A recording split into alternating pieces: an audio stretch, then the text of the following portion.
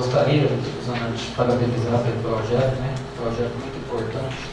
E falar que o presidente não vota, né? Mas sou pró-armas e concordo, a gente vê aí, os jabalis, eles têm dado prejuízo aí à sociedade do campo.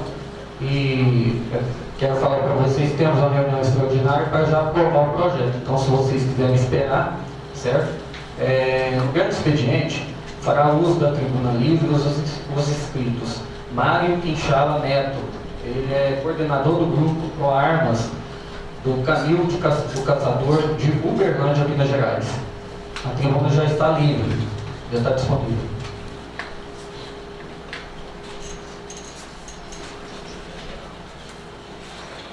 Márcio, boa noite, né? Primeiramente agradecer você ter deslocado da sua cidade até aqui. Queria assim que você desse uma explanada boa para o pessoal que está assistindo de casa, assim, a respeito das doenças que o javali pode estar transmitindo, que eu acho que poucas coisas que segurou o nosso Brasil de pé aí foi a economia da agropecuária, o risco de transmitir a fetose, os prejuízos. Nós temos mais um produtor ali também que vai dar uma explanada para nós a respeito tantos prejuízos que ele teve esse ano. Dá uma explanada boa para a sociedade aí pra gente, a respeito do nosso projeto. Então, obrigado. Boa noite, Vossa Excelência Fábio Eustáquio, os demais vereadores. Eu já falo muito, né? O Thiago Gatinho me pediu para explanar ainda mais, eu vou tentar ser breve, apesar do assunto ser muito complexo e de suma importância, né? Prova disso que a casa está cheia, nós temos cada vez mais pessoas interessadas nesse assunto, por isso eu parabenizo todos os vereadores por colocar em discussões temas tão polêmicos quanto esse. Eu sei que a população fica dividida, né? As informações não são muito coerentes, as informações não chegam para todos de forma correta, então às vezes aqueles que não têm acesso à informação correta acabam ficando divididos com esse tipo de assunto. Em primeiro lugar, vou falar sobre o que é o CAC, que é o objeto, né, de votação desse projeto de lei, que é muito importante para os CACs. O CAC é um cidadão comum que se dispôs a ser caçador, atirador, colecionador, a se envolver com armas de fogo. Mas para isso ele precisou de passar por um laudo psicológico, um laudo técnico de tiro, toda uma análise que ele tem que ter certidões de antecedentes criminais, tem que ter ocupação lícita, ele tem que ter um endereço fixo, ou seja, uma pessoa, por assim dizer, né, de nome limpo, uma pessoa sem nenhum tipo de vínculo com nenhuma criminalidade. Por isso é importante a gente deixar claro, esse projeto de lei não abrange toda a população, abrange os CACs, que realmente são pessoas que passam por um processo muito burocrático, muito penoso e muito técnico, com bastante critério psicológico e teórico de manuseio de armas de fogo. Então são pessoas que realmente estão preparadas para a utilização dessas armas de fogo, seja no clube para fazer uso como atirador desportivo, que é uma coisa que a gente esquece no Brasil, que nós temos esportes olímpicos, e o Brasil vai muito bem nessas modalidades, precisamos de incentivar os esportes, e os esportes de tiro têm crescido muito, vários clubes aumentando aqui no Triângulo Mineiro, né? Uberlândia nós já estamos com 7 clubes de tiro, espero num futuro próximo vir aqui no Prata para a gente inaugurar um clube de tiro aqui. Eu acho que é importantíssimo que todas... Já temos um? Então bacana, né? Parabéns. Eu acho que é importantíssimo nós termos oportunidade para as pessoas treinarem. Afinal de contas, não basta ter armas, tem que estar preparado para utilizar essas armas de fogo. Por isso a gente incentiva tanto que tenham novos clubes, as pessoas se treinem e preparem para isso. Dito, quem são os CACs, né? Para vocês terem noção que não é qualquer pessoa que vai sair por aí tendo acesso às armas, a gente precisa entender a legislação que abrange os CACs. Nós, CACs, podemos ter até 90 armas de fogo, comprar até 5.000 munições para cada uma dessas armas por ano. Realmente temos um arsenal. Isso está previsto em leis federais e não compete, né, realmente ao município discutir isso ou não. A população, gostando ou não, pode se discutir no futuro, tentar projetos para vetar. Tem projetos em tramitação na Câmara dos Deputados. No Senado, nós temos a PL 3723 que está para ser aprovada, que traz um pouco mais de segurança, às vezes regride um pouco, eles colocam emendas que não são favoráveis, às vezes caminha para a pauta armamentista. Mas o que eu quero dizer é que nós temos acesso às armas e temos muitas armas. E, recentemente, num dos decretos 10.629, ficou caracterizado o porte de trânsito, ou seja, nós caçadores, atiradores, colecionadores, sempre que tivermos na finalidade, no exercício específico da atividade, Se você estiver indo para o clube de tiro treinar ou para a fazenda fazer o manejo de javali, você pode estar com uma arma de fogo curta, municiada, para pronto uso, para sua vida e proteção do seu acervo. Então nós já temos esse decreto que nos resguarda nessas questões.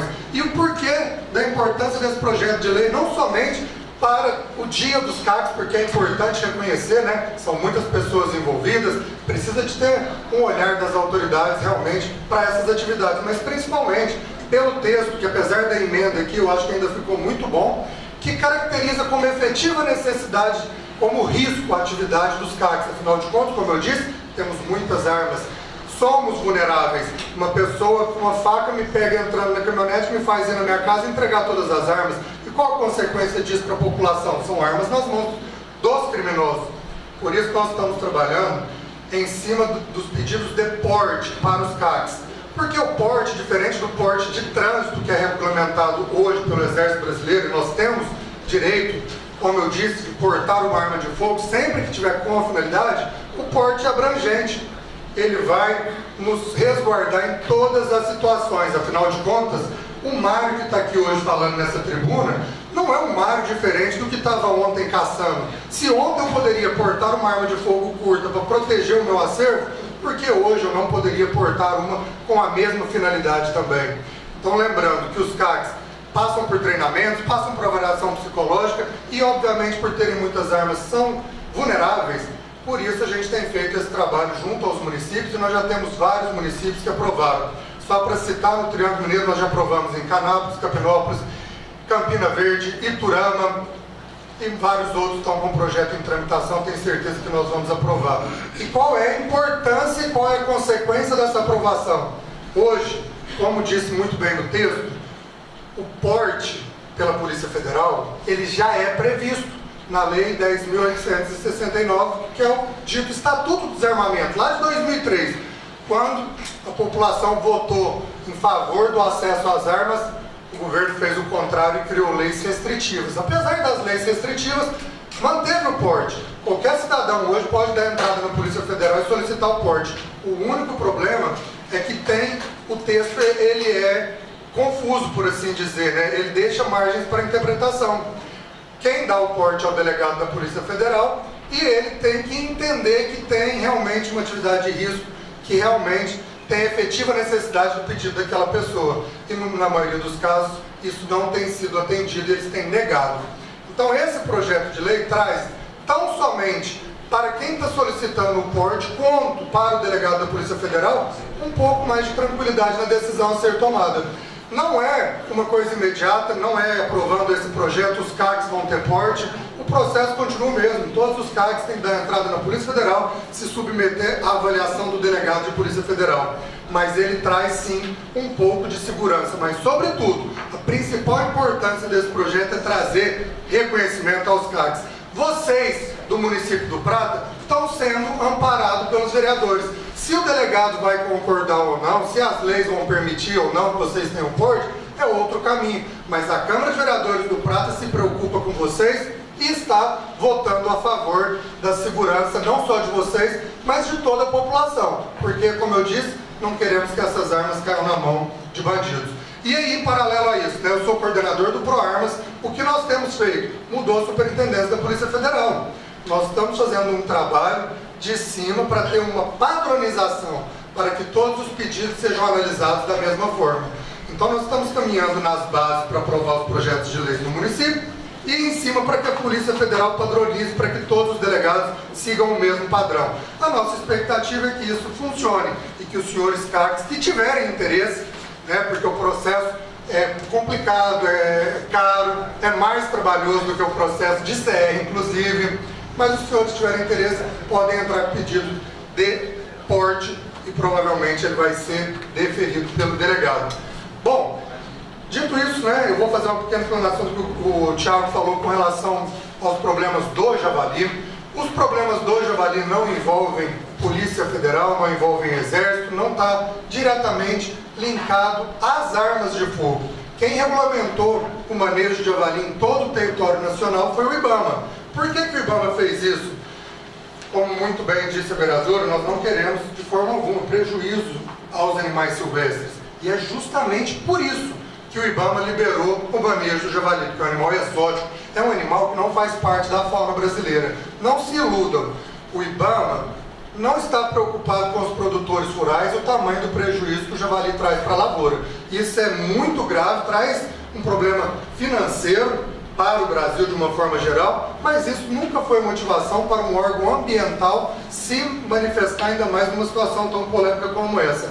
O manejo do javali foi liberado tão somente porque ele traz justamente prejuízo ao meio ambiente. Onde o javali entra, ele destrói as nascentes, ele compete por alimento com os animais silvestres, ele, por ser onívoro, se alimenta de outros animais de outras espécies.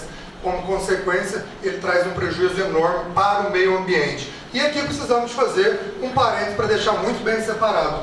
Quem são as pessoas ambientalistas, aquelas que estão preocupadas com o meio ambiente, e os animalistas, que são aquelas pessoas que estão preocupadas exclusivamente com os problemas de um animal específico ou outro, mas não conseguem enxergar o contexto geral e acabam prejudicando o meio ambiente em desfavor de uma situação individual. Então o javali é de fundamental importância que seja feito o manejo.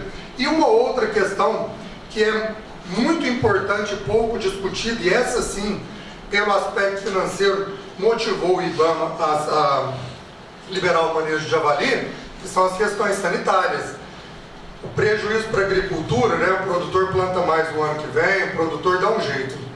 Agora, o risco sanitário, que o javali é transmissor de febre aftosa, de peste suína, e caso venha a se acontecer desses animais infectados transitarem no território nacional, aí esse sim é muito grave, porque nós temos a OMS de olho e o Brasil tem um acordo de fazer monitoramento, né, dos animais em vidas selvagens, né, em vida livre, para mostrar que esses animais estão livres, principalmente dessas duas enfermidades, e assim o Brasil continuar exportando, principalmente a carne suína, que é tão crescente, né, tão forte para o Brasil.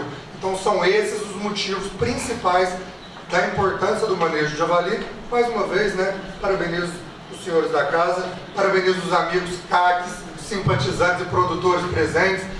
Essa participação de vocês pode ter certeza que é fundamental. Como disse o vereador, venham mais vezes.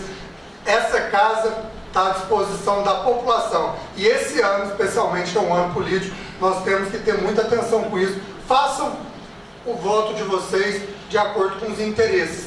Cobrem os seus políticos, porque eu tenho certeza que todos estão aí para trabalhar e para fazer a vontade da população. Agora, se vocês se omitirem e não participarem, eu tenho certeza que teriam talvez dificuldade de aprovar esse projeto. Por isso, parabéns para cada um de vocês e obrigado pela oportunidade.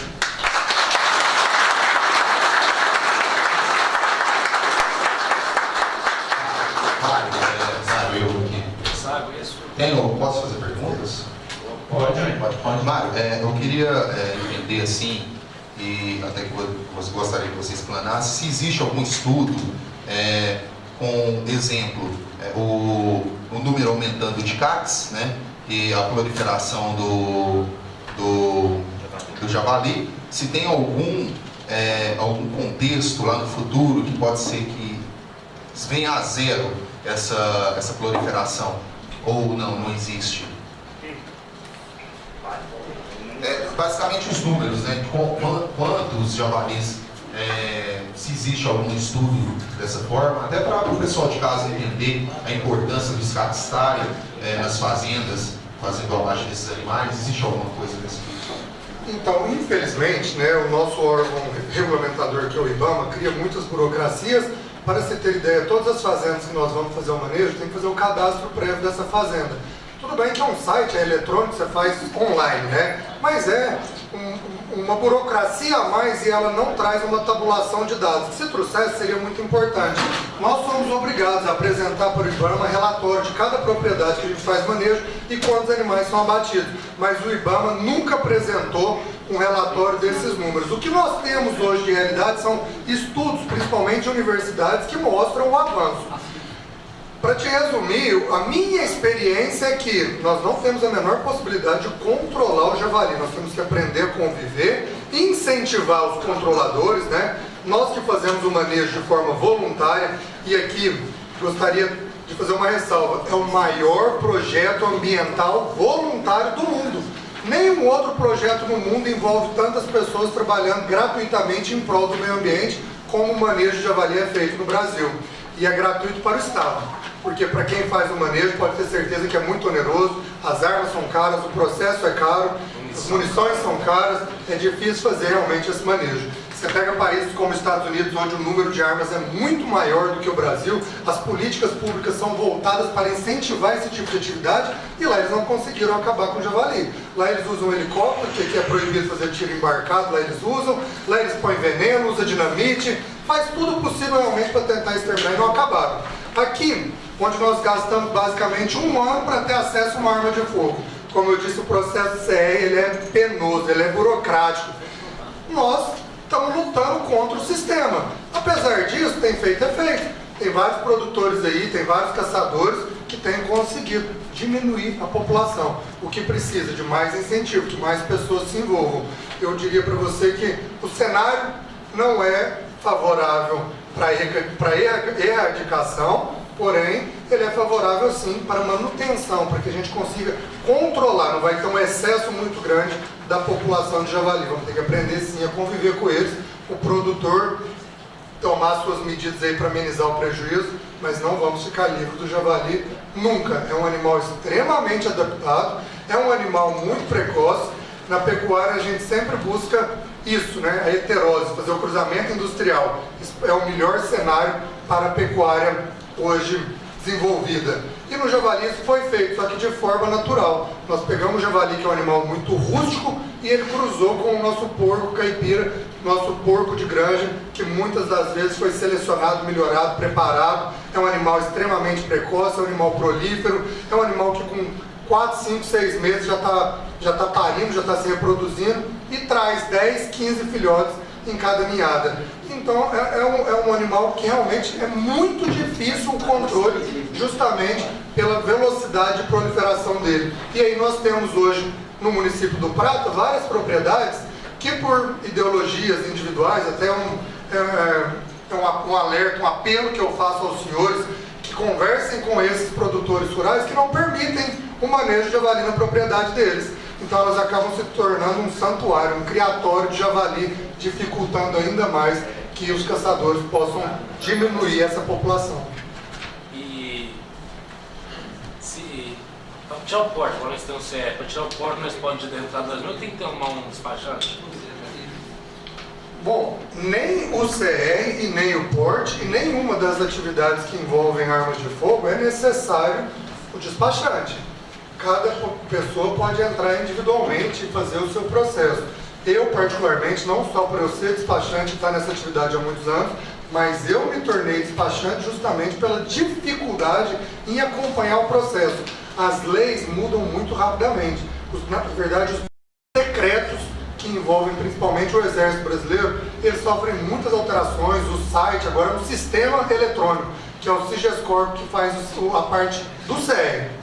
Ele sofre mudanças constantemente e um papel que você colocar errado vai te atrasar 3 meses, 6 meses. Então eu não aconselho ninguém a fazer sem a consultoria de um despachante, porque você pode perder muito tempo. O porte, especificamente, ele tem uma parte ainda mais complicada, porque no CR você preencheu todos os requisitos, fez o laudo de tiro, fez o laudo psicológico, comprovou seus antecedentes criminais positivos, né, ou negativos, né, comprovou que você tem uma atividade lícita, uma residência fixa, o CR vai sair. Salvo algum erro que vai ser consertado, mas ele não depende de análise.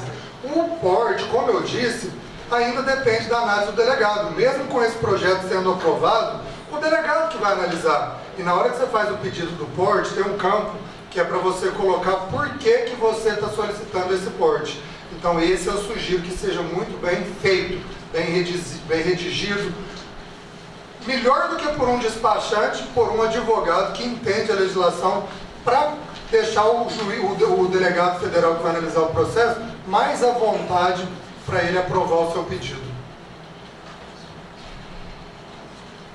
Mais alguém?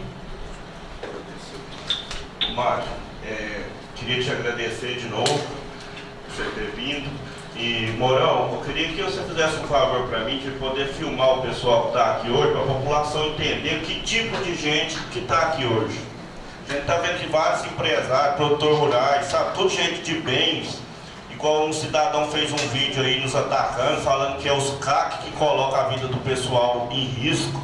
Eu queria que ele me mostrasse os dados algum dia, né, Mário? Que a gente temos dados de onde a população, no qual os estados que estão mais se armando, é os que os homicídios estão caindo pela metade ou até mais. Então eu queria que vocês respeitassem a nossa classe, principalmente você, cidadão. Você já tem uns 4 anos que você candidata, tentando ocupar uma cadeira aqui, e não é com essas mentiras distorcendo as coisas para a população que você vai chegar até aqui, não. Você foi me acusar aí, falando que eu ataquei professores uns tempos atrás. Eu quero que você me mostre qual o vereador que trouxe a primeira emenda para o nosso município aqui para a educação. Então o senhor toma tendência, que só tem cidadão de bem. Que igual, em qualquer atividade tem, igual você citou lá, uma venda de munição de um CAC para bandido. Nessas atividades vocês também tem, rapaz. A gente está careca de saber. Então a gente não pode condenar a todos por causa de um, não. Tá bom? E eu agradecer a todos vocês que saíram de casa aí. Muito obrigado pela força, pelo apoio de vocês aí, tá bom? Mário, pra onde trabalhar?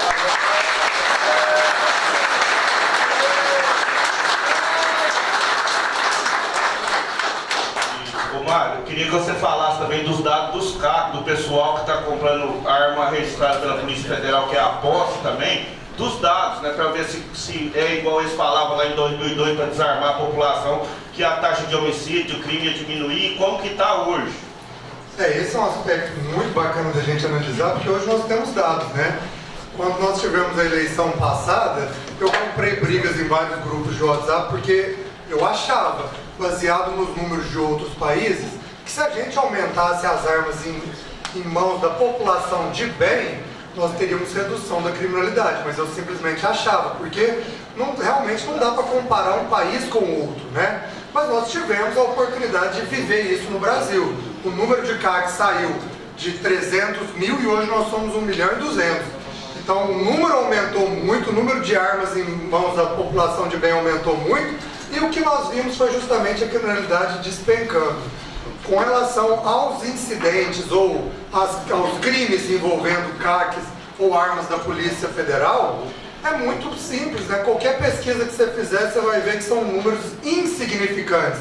Você vê um ou outro caso isolado em meio a uma população de 1.200.000, isso não representa, né? Isso não é a realidade dos CACs no Brasil, muito menos de quem tem arma pela Polícia Federal. Então é muito prazeroso hoje a gente poder falar sobre isso, porque nós temos números a nosso favor. Nós temos 4 anos de aumento crescente dos CACs, das pessoas que têm posse da Polícia Federal, e nós não vemos essas armas, diferente do que muitos diziam que aconteceria, sendo utilizadas em crimes passionais, em briga de trânsito, em roubos, né? Pouquíssimos os casos onde está tendo desvio dessas armas e, como eu disse, estatisticamente são irrelevantes. E aqui eu deixo a minha experiência, por que isso acontece. Porque eu falo para qualquer um que se prontificar a passar por todo esse processo, passar por uma avaliação psicológica que é chata, passar por um laudo de capacitação de tiro que é complicado, se submeter a tudo isso, demorar 1 ano para ter uma arma. Pode ser o cara mais nervoso e brigão que tiver, que ele vai pensar 2, se não 10 vezes antes de colocar tudo a perder por causa de uma coisa de momento.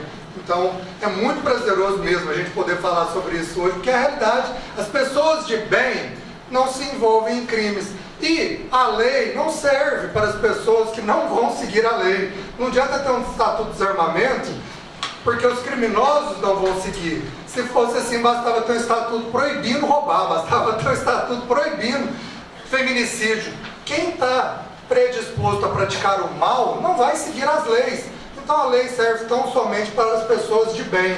Por isso que eu acho uma covardia a gente desarmar a população, porque nós não temos a menor possibilidade de desarmar os bandidos. O Brasil é muito grande, né? As armas que entram no Brasil, pode ter certeza, não vêm dos CACs, porque elas vêm das nossas fronteiras, são todas contrabandeadas. É muito mais barato comprar uma arma e importar de carretas, igual o crime organizado faz, do que preocupar em ir na casa do Mário, do Bruno, do Thiago, roubar 1, 2, 3 armas que eles têm lá. Não é foco dos bandidos as nossas armas, né? Eles têm outros meios muito mais eficientes para isso, e o Brasil, né? O nosso Estado não consegue nos proteger. E aqui, aproveitar a oportunidade, mais uma ressalva especial para as mulheres. Eu tenho debatido muito esse tema, e eu digo para vocês uma coisa: quem ama as mulheres incentiva elas a se protegerem. Não tem a menor possibilidade do Estado chegar a tempo de evitar um crime. Se o Estado chegou, a mulher já sobreviveu, já morreu ali, não tem mais o que interferir. Principalmente as mulheres são vítimas muito frágeis e elas precisam aprender a se defender. E nada torna os homens e as mulheres, né, as pessoas mais iguais do que a arma de fogo. Equilibra o poder. É muito fácil um marmanjão igual eu, com a faca ou com o porrete, ou mesmo com a voz, intimidar uma mulher e a gente tirar proveito disso. Agora, uma mulher armada jamais será intimidada.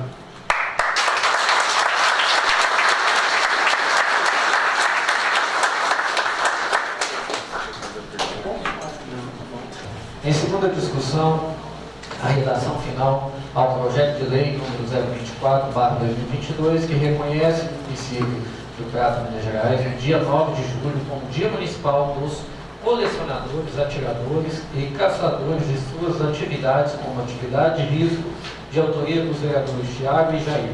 Em segunda votação final, solicito ao primeiro secretário que faça a chamada dos vereadores, os quais responderão sim ou não. Como voto, vereador Nevilson Ribeiro da Silva. Voto sim. Como voto, vereador Claudimar Vilela de Jesus. Meu voto é sim. Como voto, vereador Arthur Bruno Lemes Menezes. Sim. Como voto, vereador Donilson Nunes Silva. Sim. Como voto, vereador Tiago Nunes Menezes da Silva. Senhor presidente, também queria aqui te agradecer por você ter posto o nosso projeto em votação. Acho que o projeto sim, que vem somar muito a todos os CACs, como nós já tivemos falado. E agradecer também, deu um branco, esqueci de falar da presença do José Geraldo, da importância que é a Emater para o nosso município. Muito obrigado, José Geraldo. Voto sim. Como voto, vereador Jair Pires. Como vota a vereadora Anne Rose. Eu voto sim. Como voto, vereador Jair Pires. Eu voto sim. Como voto, vereador Cleiton Dias da Silva. Voto sim. Como voto, vereador Danilo Silva Vieira. Voto sim. Eu, Rosanã de Oliveira Macedo, também voto sim. Projeto aprovado. Nada mais a ver com a